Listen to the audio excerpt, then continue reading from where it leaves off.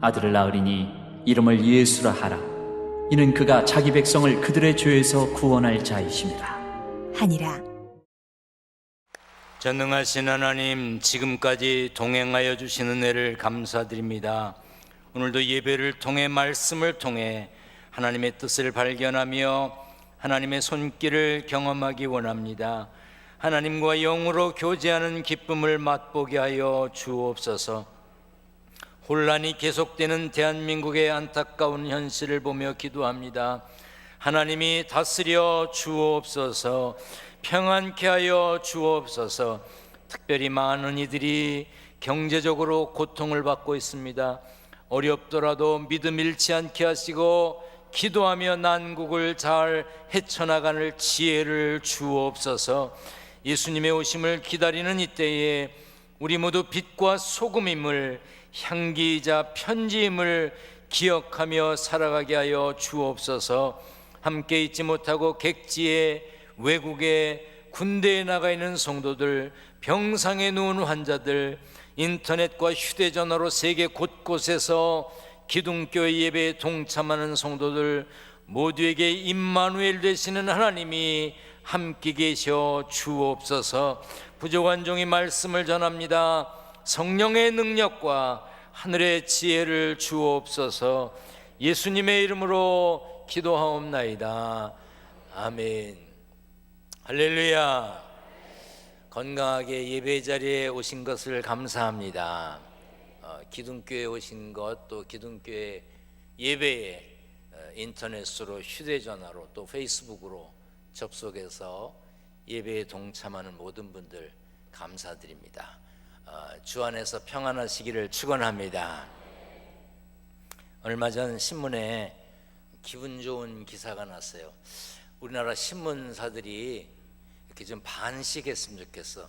별로 안 좋은 기사는 한 반쯤 내고, 그것도 뒤쪽에다가 좋은 거 있잖아. 미담, 부천에도 얼마나 좋은 일이 많아. 그런 거를 좀 이렇게 많이 냈으면 좋겠어.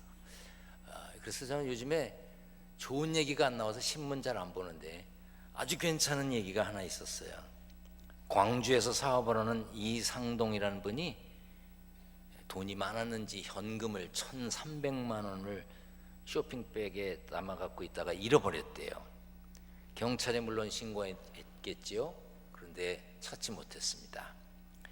식당을 운영하는 박종일이라는 분이 그 돈을 발견해서 구청 민원실에 맡겼다고 그래요. 잃어버린 분은 돈을 찾았지요. 근데 이분이 사업을 하니까 돈이 좀 있으셨는지 그 1,300만 원은 내 돈이 아닌 것 같다 이렇게 생각하고 3,700만 원을 더해서 5천만 원을 어느 단체에다가 기부를 했습니다. 그리고 돈을 주워준 그분을 찾아가서 사례비를 줬어요. 근데 그걸 받은 분은 노인들 김치 하는 데 쓰라고 또 기부했어요. 이런 얘기 좀 신문에 많이 냈으면 얼마나 좋아. 맨 그냥 사실 부천에도 이런 일 많은데 홍보를 못해. 홍보를 좀 해야 되는데 난 뭐 누가 오셔서 꼭 이런 얘기를 하는 건 아니에요. 아무튼 혼란스럽고 복잡한 세상인데 따뜻한 마음 가지고 살아가는 사람이 더 많습니다. 우리나라 소망이 있습니다. 왜? 바른 생각 가진 분들이 더 많습니다. 예수님이 오심을 기다리는 강림절에 여러분들도 하나님을 기쁘시게 하는 마음가짐을 가지시길 바랍니다. 성탄절 다음 주일에 감사헌금 하라고 황금과 유향과 모략을 드린 동방박사처럼 정성껏 드리라고 아무렇게나 생각 없이 막 넣지 말고 많이 넣으라고 봉투 드렸어요. 장로님들과 결정했습니다. 금년 성탄절에 드려지는 성탄헌금은 한 푼도 우리 교회에서 쓰지 아니하고 꼭 필요한 곳에 전하기로 했습니다. 그리고는 우리 교회에서도 또 제가 또 이렇게 보내줘야 될 때가 있거든요. 어렵고 그런 데가 있어요. 그런 데는 어떻게 할 거냐? 새벽송 경연대회 때 제 선물 줄 거잖아요. 안 해요? 날 봐요. 새벽송 할 때 선물 줄 거죠? 네, 그거 갖고 하려고 벌써 여기 보내야지 저기 보내야지 이렇게 생각한 게 있어요. 이거 제가 쓰려고 그러면 어떻게 이걸 뻔뻔하게 달라 그러겠어. 그래서 이번 성탄절도 따뜻하고 기분 좋고 하나님 기뻐하시는 성탄절이 될 수 있기를 주의 이름으로 축원합니다. 축원합니다. 성경을 들고 고백합니다. 높이 듭니다. 저는 예수 믿어 구원받았습니다. 저는 예수 믿어 하나님 자녀 되었습니다. 저는 예수 믿어 천국 백성 되었습니다. 하나님께서 선물로 주신 오늘 하나님 말씀으로 가르침을 받습니다. 눈을 열어 주의 법 안에 있는 놀라운 진리를 보고 깨닫게 하소서. 아멘으로 순종하여 하나님께 영광 돌리는 삶 되게 하소서. 아멘. 그런 삶이 되시기를 축원합니다. 예수님이 세상에 오신 가장 중요한 이유는 죄의 문제를 해결하기 위해 오셨습니다. 오늘 본문에 아들을 낳으리니 이름을 예수라 하라. 이는 그가 자기 백성을 그들의 죄에서 구원할 자이심이라 했습니다. 마태복음 20장에 보면 인자가 온 것은 섬김을 받으려 함이 아니라 도리어 섬기려 하고 자기 목숨을 많은 사람들의 대속물로 주려 함이라고 했습니다. 예수님이 죄인된 우리를 구원하기 위해 오셨습니다. 그런데 간혹 사람들 중에 나 죄인 아니야, 왜 죄인이라고 그래? 자기는 죄가 없다고 말하는 사람들이 있습니다. 또 신앙이 없는 분들 중에는 왜 교회에서는 사람들을 죄인 취급하냐, 이렇게 의문을 품기도 합니다. 그러나 성경에서 말하는 죄는 악행, 악한 행위만을 뜻하지 않습니다. 성경을 정리하면 불의, 옳지 못한 거, 불법, 법을 어기는 거, 불순종, 하나님의 말씀에 순종하지 않는 거, 이런 것을 죄라고 말합니다. 죄는 아담과 하와가 사탄의 유혹에 넘어가 하나님께 불순종함으로 이 땅에 들어왔는데 이를 원죄라고 부릅니다. 오리지널 신.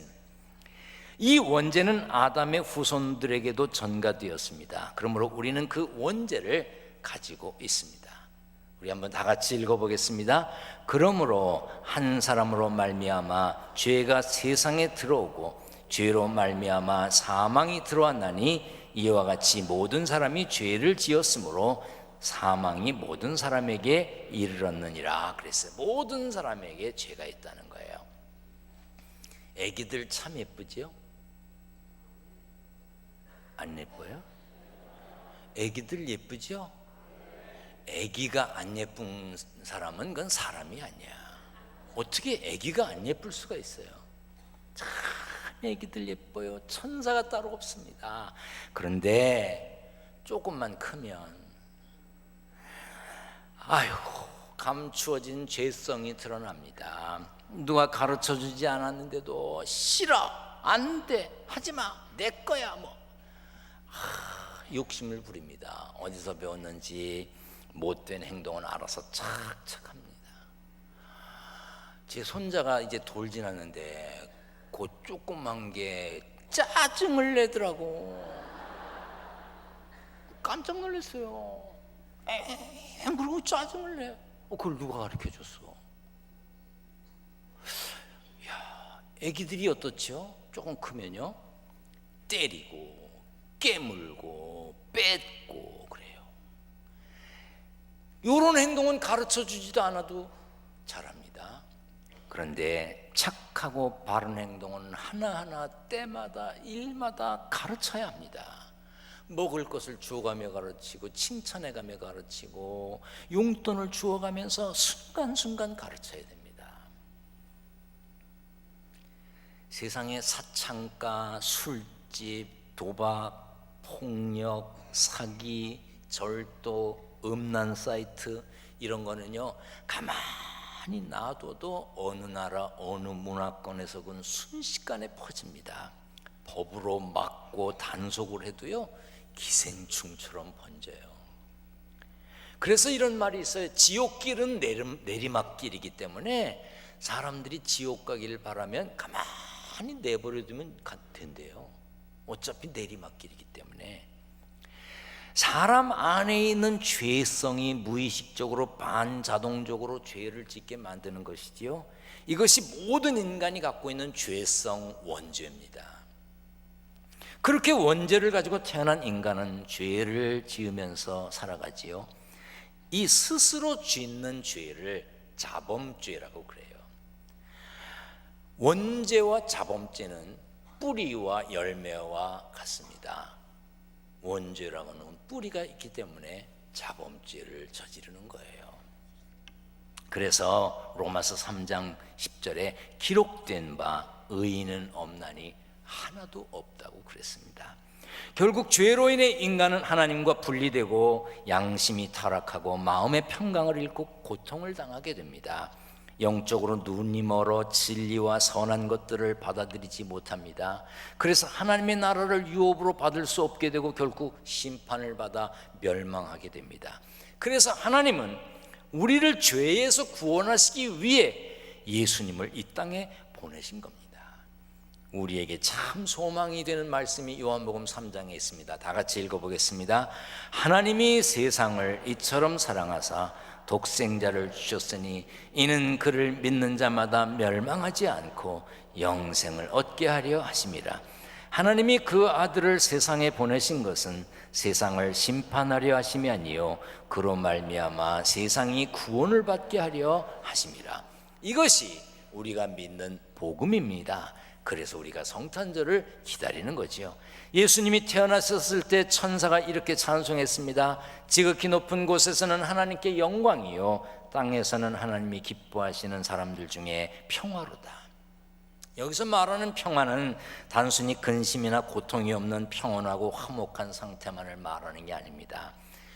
끊겼던 하나님과의 관계가 회복되는 것을 말해요. 관계가 끊어지는 것은 평안이 없다는 겁니다.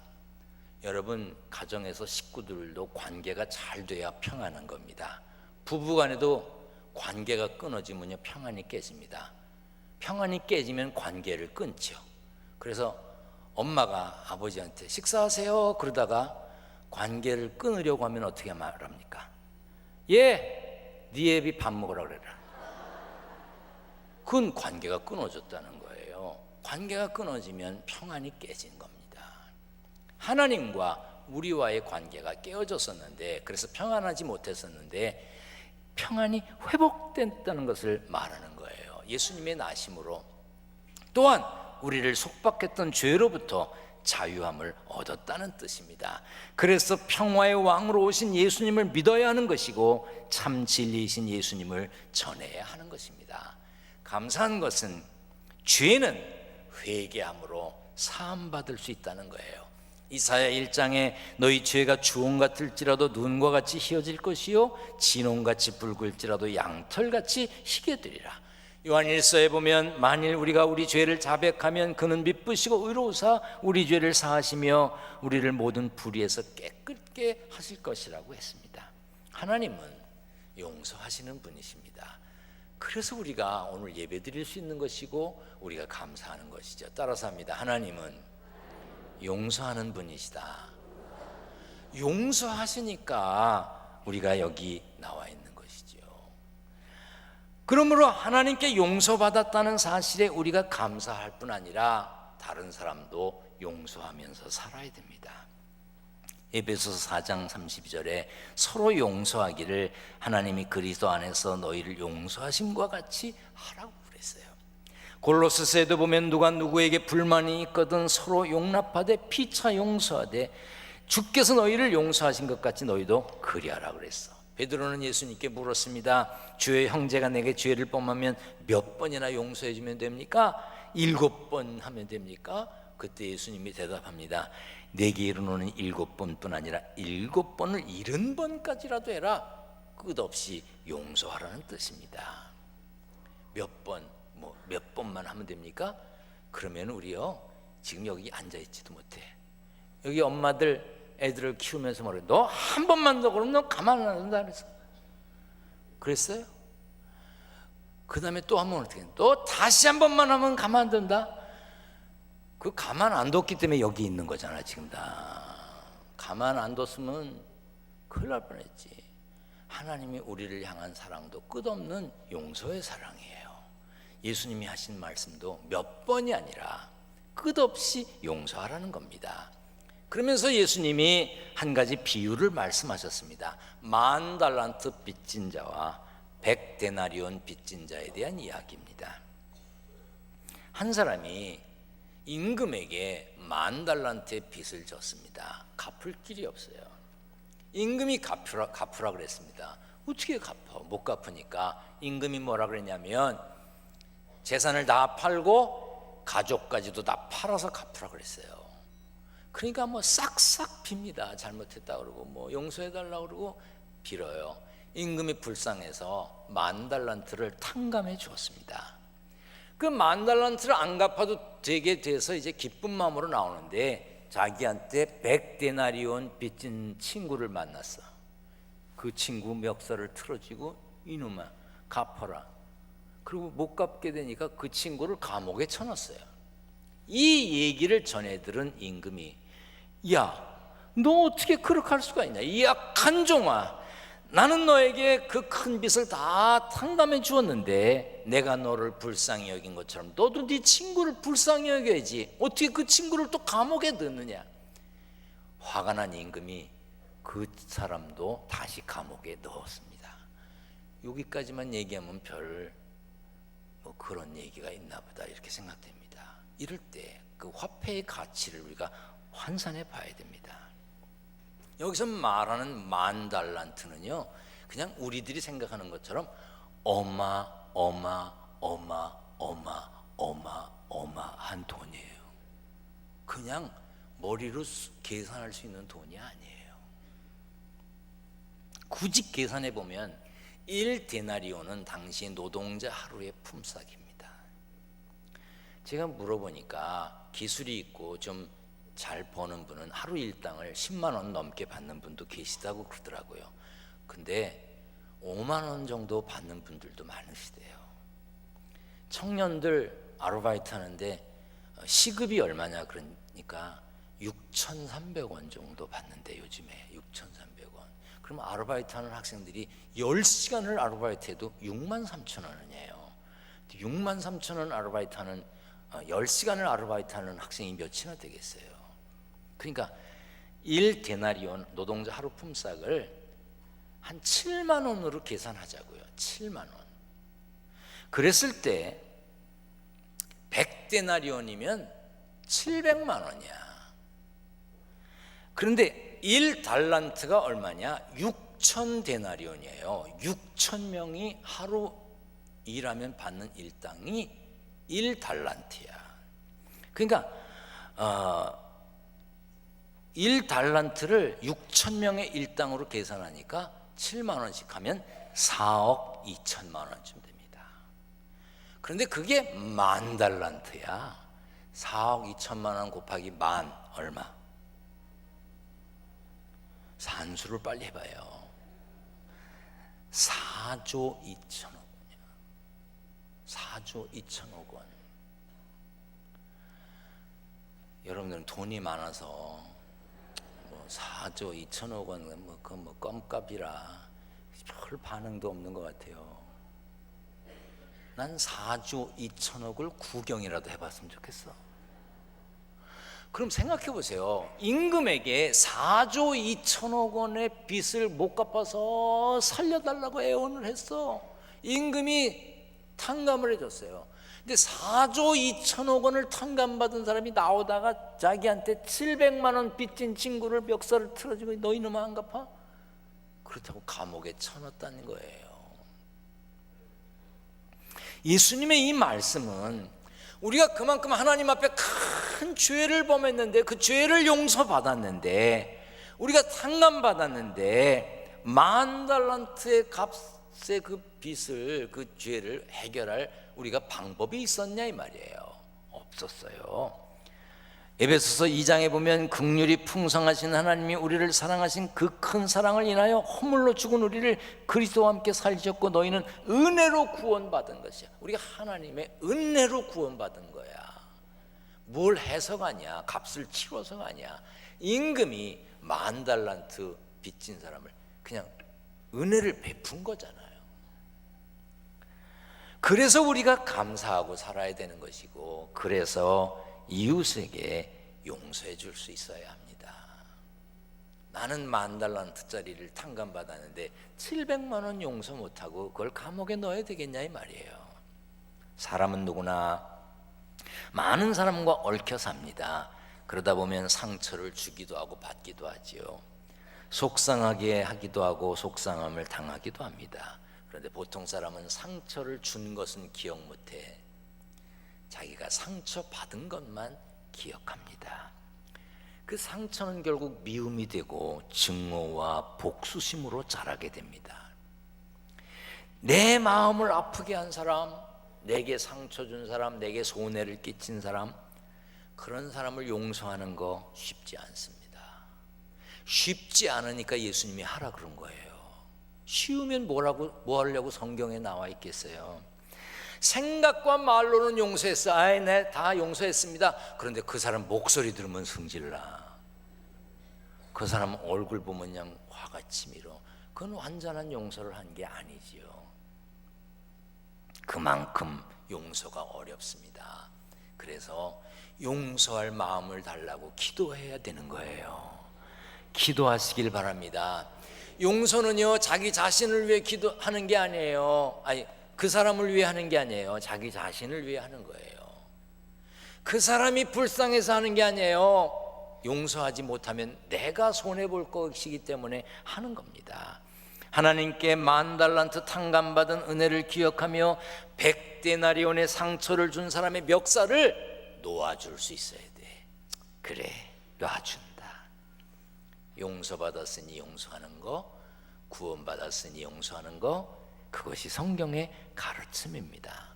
그런데 이 용서는 평화와 행복으로 가는 문이라는 걸 다 아는데 그 문이 너무 작아, 너무 좁아.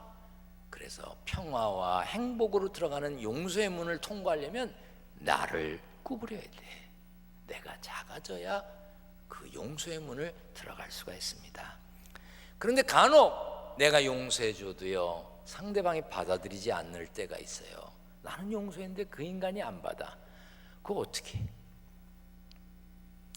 하나님, 저는 죄를 용서했습니다. 그리고 내버려둬. 그 사람이 안 받더라도 용서해줘. 나도 그런 경험이 있어요.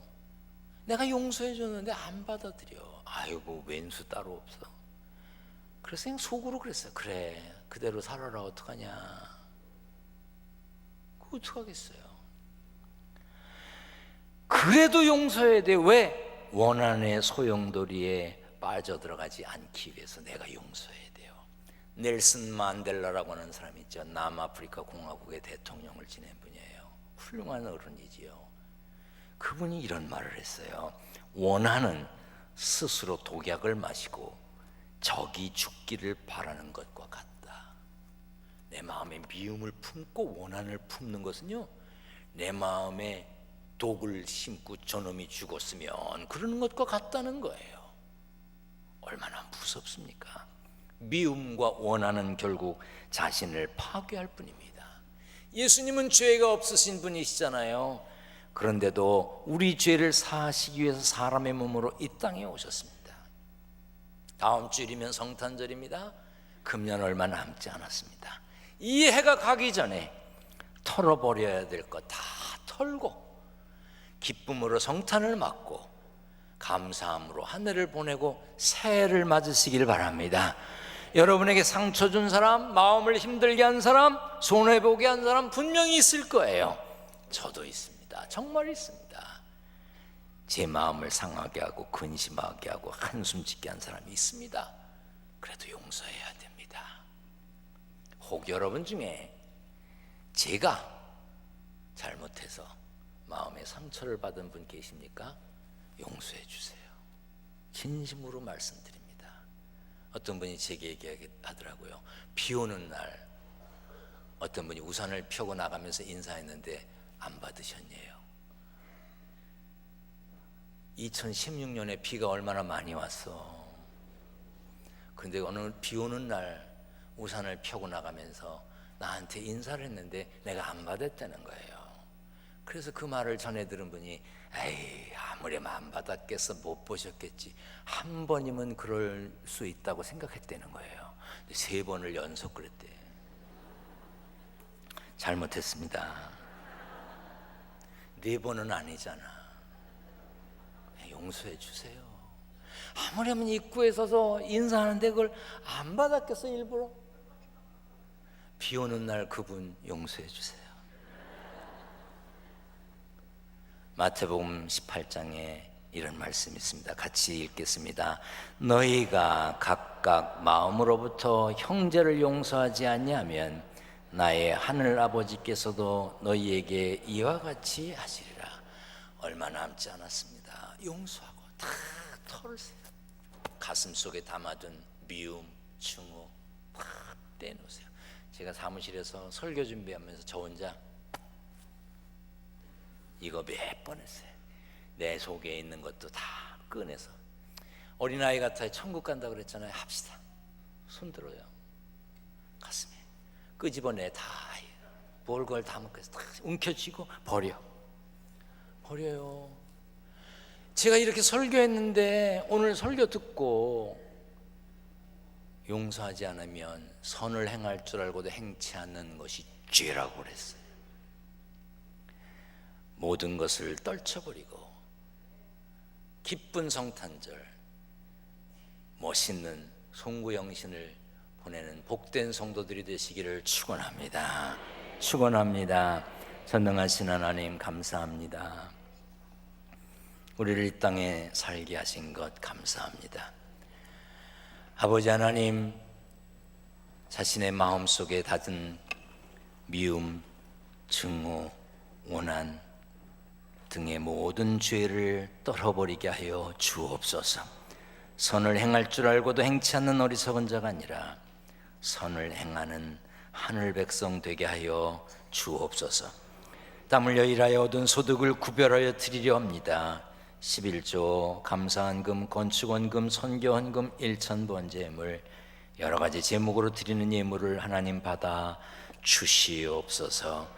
예수님 거룩하신 이름으로 기도하옵나이다.